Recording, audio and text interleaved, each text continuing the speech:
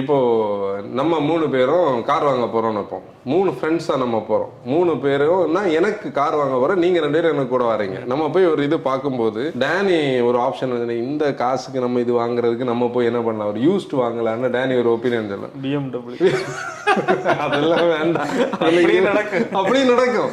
Luxury brands பத்தி நாங்க இங்க பேசவே இல்லை, அது பேச தொடங்கினா அது இன்னொரு டைவர்ஷனுக்குள்ள போயிடும். ஏன்னா இப்போ ஒரு எக்ஸாம்பிள் என்னன்னா, ஒரு 8 லட்ச ரூபாய் பட்ஜெட்டோட நம்ம போனோம்னா ஐட்டனும் வேகனார் தான் நமக்கு கிடைக்கும். ஆனா நீ வந்து 8 லட்சம் ரூபாவை கொண்டு போய் வந்து ஒரு ரீஃபர்பிஷ்ட் ஒரு யூஸ் கார்ல ஒரு ஆர்கனைஸ் செக்டார்ல போய் பார்த்தோம்னா 8 லட்சம் ரூபாய்க்கு உனக்கு வந்து மிட் சைஸ் எஸ்யூவிஸ் கிடைக்கும், மிட் சைஸ் செடான்ஸ் கிடைக்கும். ஆட்டோமேட்டிக்கலி நம்ம மனசு தான் என்னது, இங்க இருந்து அங்க ஜம்ப் பண்ணி அங்க ஜம்ப், இதுதானே நம்ம மனசு. அந்த இடத்துல நமக்கு ஒரு டவுட் வரும். இப்ப டேனி சாலிடா சொன்னா நான் உனக்கு என்ன பண்ணுவேன், இன்ஸ்பெக்ட் பண்ணுவேன், நல்ல ஒர்க் ஷாப் இருக்கு, இதான் டைலாக். இதுல நமக்கு தெரிஞ்ச ஒர்க் ஷாப் இருக்கு, என்ன வந்தாலும் பார்க்கலாம், இந்த என்னது வரும்போது இந்த ஆளை காணவே செய்யாது. புரிஞ்சா?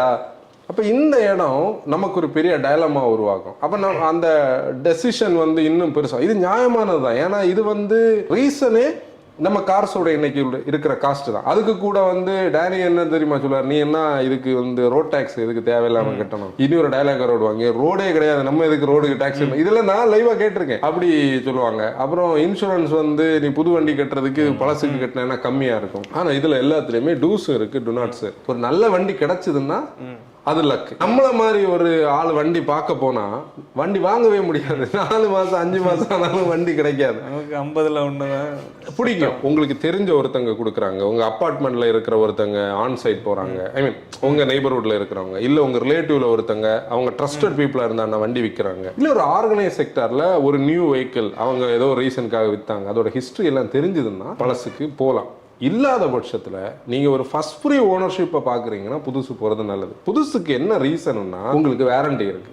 புதுசுலேயே லெமன் இருக்குது. லெமன் நம்ம சொல்லக்கூடிய ஃபேக்டரியில இருந்தே ப்ராப்ளத்தோட வர்றதை நம்ம லெமன் சொல்லுவோம். முன்னாடி ஒரு ரேஷியோ இருந்தது, 1 out of 1000 வந்து லெமனா இருந்தது. இன்னைக்கு இண்டஸ்ட்ரியல் ஸ்டாண்டர்ட்ஸ் மாதிரி இருக்கு, மேனுஃபேக்சரிங் ஸ்டாண்டர்ட்ஸ் மாதிரி இருக்கிறது, லெமன்ஸோட லெவல் கம்மி. டு பி ஃப்ராங்க், உங்களுக்கு வந்து கார் வச்சிருக்கக்கூடிய ஹிஸ்டரி முன்னாடி இல்லை, காரை பத்தி பெரிய நாலேஜ் இல்லைன்னா புதுசு போறது எப்பவுமே நல்லது. ஆனா கார்ஸை வந்து ஒரு ஷார்ட் பீரியட்ல வச்சு மாத்துறவங்களுக்கு யூஸ்ட் செட் ஆகும். ஃபர்ஸ்ட் டைம் கார் பையர் வந்து யூஸ்ட் வாங்கலாம். இல்ல அந்த சாய்ஸ் எப்படி மேக் பண்றது, யூஸ்ட் போறதுக்கும் ஃபர்ஸ்ட் டைம் யூசேஜ் பொறுத்த ஏதாச்சும். இப்ப நிறைய பேருக்கு ஒரு 5 lakhs தான் பட்ஜெட். அது நல்ல ஐடியா.